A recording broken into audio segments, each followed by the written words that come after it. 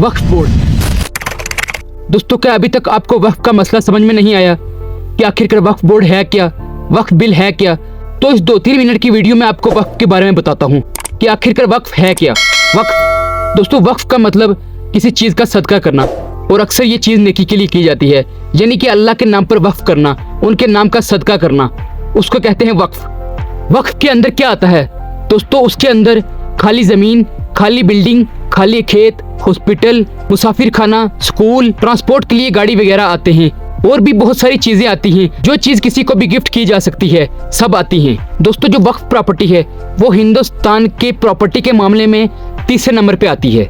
Number first पे आता है गवर्नमेंट, दूसरे पे आता है चर्च क्रिश्चियंस, नंबर तीसरे पे आता है वक्फ मुस्लिम्स। दोस्तों, उसमें अक्सर मस्जिद, कब्रिस्तान और ईदगाह आती हैं, और भी प्रॉपर्टी आती हैं, मगर मेजोरिटी में सिर्फ मस्जिद, कब्रिस्तान और ईदगाह आती है।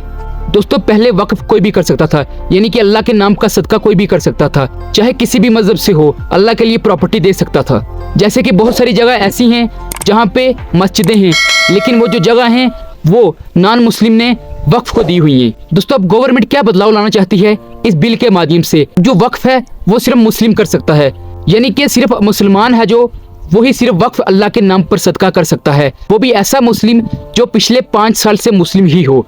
कोई भी नॉन मुस्लिम वक्फ नहीं कर सकता। दोस्तों, पहले जो भी वक्फ के मेंबर होते थे वो सिर्फ मुस्लिम हुआ करते थे, चाहे डिस्ट्रिक्ट में हो या कि स्टेट में हो। लेकिन अब इस बिल में ये भी कहा गया है कि डिस्ट्रिक्ट के अंदर 2 नॉन मुस्लिम वक्फ के मेंबर होना जरूरी है।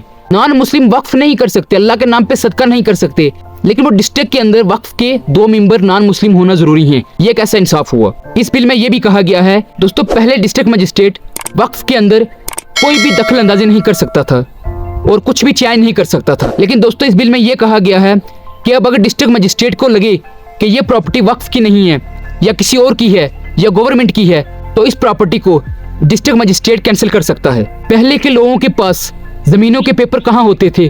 चेंजेस बहुत हैं इस बिल के अंदर, क्या क्या बताऊं मैं आपको, सिर्फ आप गौर से सुनते रहिए कि आखिरकार इस बिल के अंदर है क्या। दोस्तों, पहले गांव देहात में कब्रिस्तान और मस्जिदों के पक्के कागज नहीं हुआ करते थे, आज भी नहीं होते, लेकिन इस बिल के माध्यम से ये भी कहा गया है उन जमीनों का जो 30 से 40 साल पुराना मालिक है वो ये कह सकता है कि ये मेरी जमीन है, यहाँ से कब्रिस्तान हटाओ, मस्जिद हटाओ, वो ये बोल सकता है।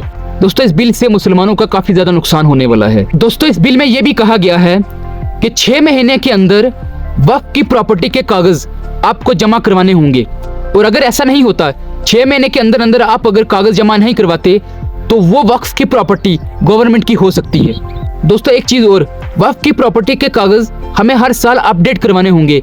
अगर हम अपडेट करवाना भूल जाते हैं या मिस कर देते हैं, तो डिस्ट्रिक्ट मजिस्ट्रेट वक्फ की प्रॉपर्टी को गवर्नमेंट को दे सकता है। दोस्तों, आप लोगों को अंदाजा नहीं होगा कि इस बिल से मुसलमानों का कितना नुकसान होने वाला है।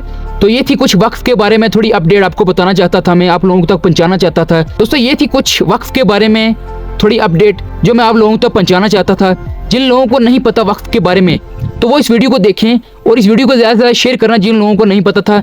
मुझे लगता है 40% लोगों को सिर्फ वक्फ के बारे में पता था, इस बिल के बारे में पता था। उससे ऊपर जिन लोगों को नहीं पता था उन लोगों तक ये वीडियो पहुंचा दो, और इस वीडियो को लाइक कर देना, चैनल को सब्सक्राइब कर देना। अगर फेसबुक पर देख रहे हो तो मेरा पेज फॉलो कर देना, ताकि जो आप लोगों को नेक्स्ट वीडियो की नोटिफिकेशन मिलती रहे।